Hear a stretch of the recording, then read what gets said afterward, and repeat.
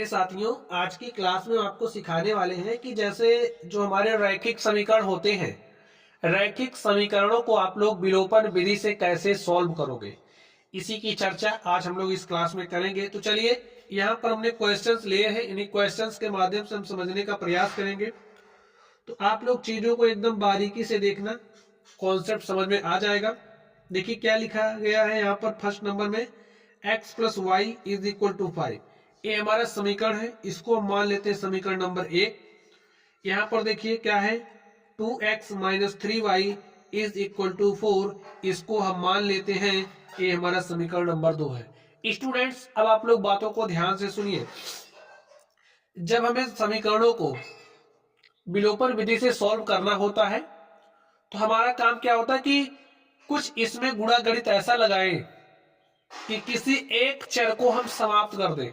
और हाँ, सारा काम आपको नियम के तहत करना है। आप लोग ध्यान से देखिए, यहाँ पर x प्लस वाई बराबर 5 है, यहाँ पर 2x माइनस 3y बराबर 4 है। हमारा टारगेट होता है कि हमें एक चर को, चाहे x को समाप्त करिए चाहे आप y को समाप्त करिए। कैसे समाप्त करोगे, ध्यान से देखिए। अगर हम समीकरण 1 में दोनों, भाई समीकरण 1 में 2 से गुणा कर दे, आपको पता है ना, अगर आपके पास कोई भी समीकरण दिया गया है तो उसके बाएं और दाहिने पक्ष में समान संख्या से गुणा कर सकते हो। तो यही काम हम लोग यहां पर करेंगे। लिखिए, समीकरण 1 के दोनों तरफ, दोनों तरफ का मतलब बायां पक्ष और दायां पक्ष, 2 से गुणा करने पर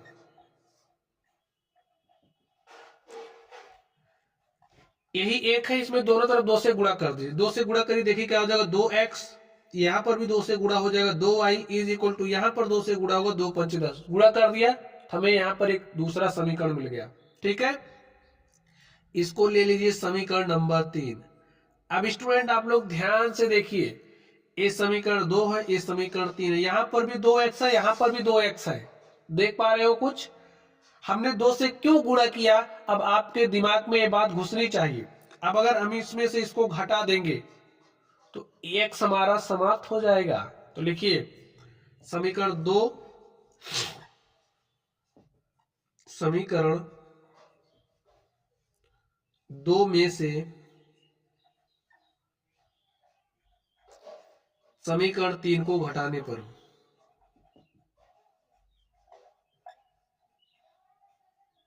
घटाइए। देखिए कैसे घटाओगे, 2 में से 3 को घटाना, समीकरण 2 लिखिए।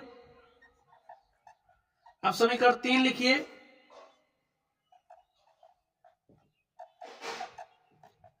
अब आपको घटाना है स्टूडेंट।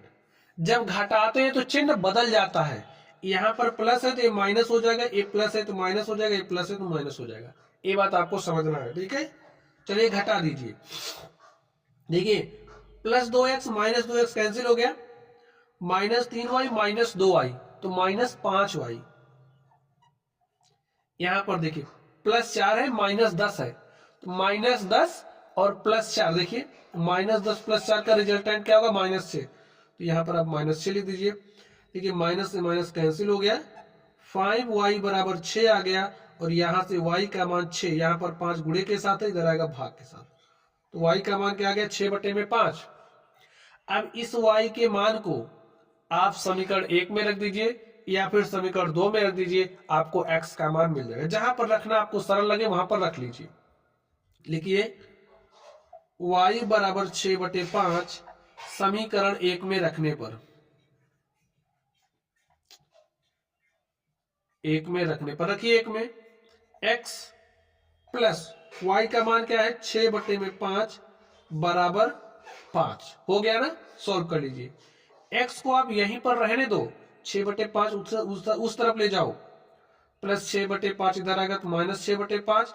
देखिए इसको आप ऐसा लिख सकते हो, हर बराबर नहीं है, जब हर बराबर होगा तभी घटा सकते हैं, तो हर बराबर करिए तभी तो घटा पाओगे। तो इसके ऊपर नीचे 5 से गुणा किया, 5×5 माइनस 6/5।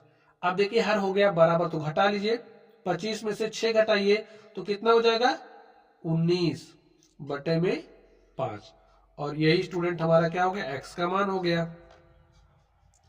तो देख सकते हैं एक्स बराबर 19/5, वाई बराबर 6/5। ऐसे ही जो हमारे रैखिक समीकरण हैं उनको हम हल करते हैं, और ए हल करने की जिस विधि का हमने उपयोग किया वो हमारी विलोपन विधि है। ठीक है, चलिए अब हम लोग अगले नंबर पर चलते हैं और देखते हैं उसका सॉल्यूशन क्या होगा। तो स्टूडेंट्स अगले नंबर को ध्यान से देखिए और आप लोग खुद इसको करने का प्रयास कीजिए। देखिए क्या दिया गया है, 3x + 4y बराबर 10 है। इसको मान लेते हमारा समीकरण नंबर 1 है। 2x - 2y बराबर 2 दिया है, इसको हमने समीकरण नंबर 2 ले लिया।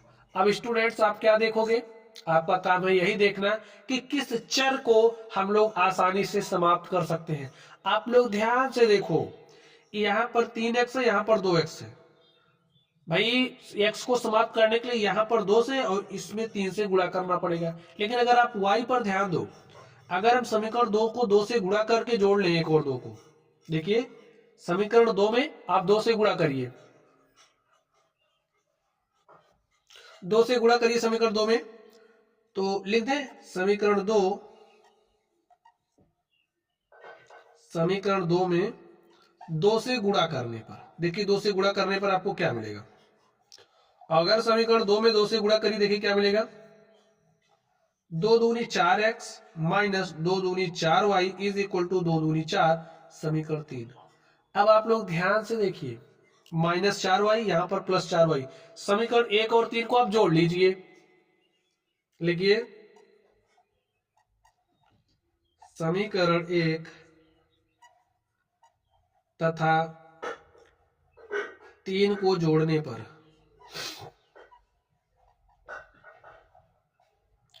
जोड़िए, 3x + 4y is equal to 10 है, और 3 क्या है, देखिए 4x - 4y is equal to 4 है। स्टूडेंट जोड़ना है तो जोड़ लीजिए।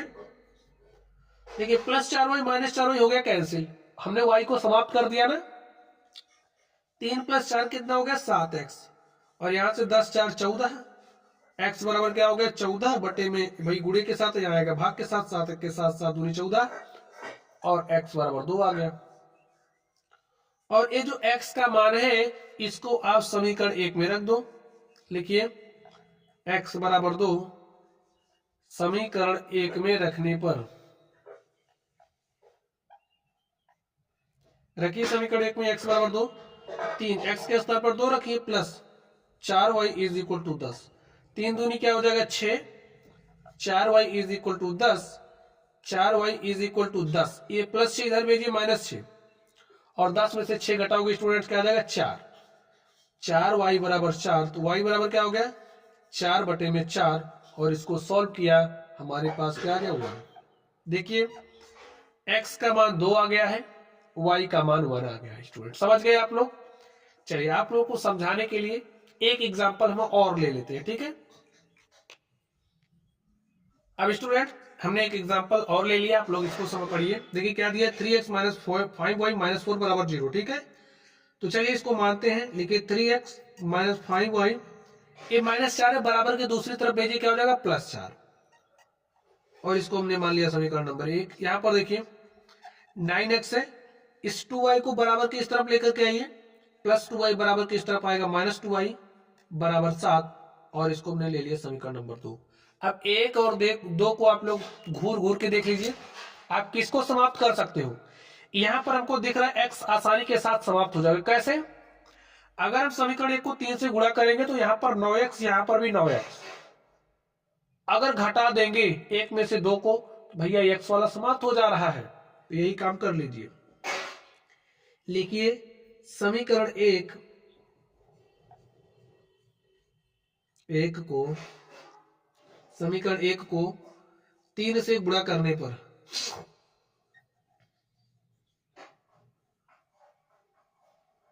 गुणा करिए 3 से, 3 त्रिक 9x - 3 × 15y बराबर 3 चौके 12, और इसको हमने मान लिया समीकरण नंबर 3, ठीक है। समीकरण 2 में से आप 3 को घटा लीजिए या फिर 3 में से 2 को घटा लीजिए, कोई फर्क नहीं पड़ेगा। तो लिखिए समीकरण 3 में से समीकरण 2 को घटाने पर, समीकरण 2 को घटाने पर, घटाइए 9x, यही समीकरण 3 है, 9x माइनस 15y बराबर 12 है। समीकरण 2 क्या है, 9x माइनस 2y बराबर 7। तो स्टूडेंट घटा रहे हैं, ठीक है। तो घटाने पर क्या होता है, चिन्ह बदलता है, ए प्लस है ना माइनस हो जाएगा, ए माइनस है तो प्लस हो जाएगा, ए प्लस है तो माइनस हो जाएगा। ये बात आपको समझना है, ठीक है।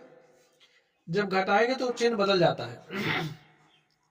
Plus 9x minus 9x cut गया, माइनस 15y प्लस 2y, देखिए चिन्ह बदल गया, माइनस 15y प्लस 2y, तो माइनस 15 प्लस 2 कितना हो जाएगा, माइनस 13।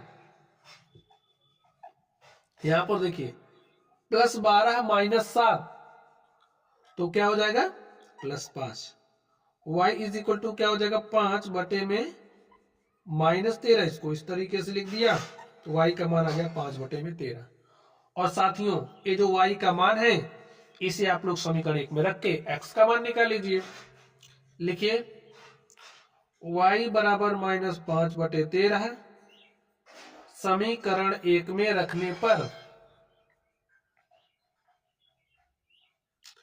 तो रख दीजिए 3x माइनस 5 गुणे में y का मान क्या रखना है, माइनस 5 बटे में 13 बराबर 4। हल कर लीजिए इसको, 3x, देखिए माइनस माइनस का गुणा हो जाएगा प्लस, 5 पचे 25 बटे में 13 बराबर 4। भिन्नों का जोड़ना नहीं आता है, गुणा करना नहीं आता है, भाग करना नहीं आता स्टूडेंट्स, तो वीडियो के डिस्क्रिप्शन बॉक्स में लिंक मिलेगा, आप लोग वहां से पढ़ लेना। तो यहाँ पर देखिए 3x को आप यही रोक लीजिए, और ये 25 बटे 13 को उधर भेजिए, तो माइनस हो जाएगा 25 बटे में 13। अब देखिए हर बराबर नहीं, हर बराबर करके घटा लेंगे, तो 13 चौके 52 माइनस 25 बटे में 13। घटाइए, देखिए क्या आ जाएगा, 2 में से 5 घटाओ, नहीं घटेगा, 12 में से 5 गया 7, और यहाँ पर बचा 4, 4 में से 2 गया 2, तो 27 बटे में क्या हो गया, 13। तो स्टूडेंट x का मान हमने निकाला, x का मान क्या आ गया, 27 बटे में 13। तो ऐसे ही आपको सॉल्व करना है रैखिक समीकरणों को विलोपन विधि से, और स्टूडेंट्स इसमें कुछ नहीं करना है। चलिए आप लोग पढ़ते रहिए। अगर आप लोगों को जरा सा भी डाउट हो तो कमेंट बॉक्स में कमेंट करना। वीडियो पसंद आए वीडियो को लाइक करना, चैनल पर नए हो तो चैनल को सब्सक्राइब कर लेना, ताकि इसी तरीके की जो जानकारी है आपको मिलती रहे और आप अपने आप को अपडेट रख पाए। चलिए, थैंक यू।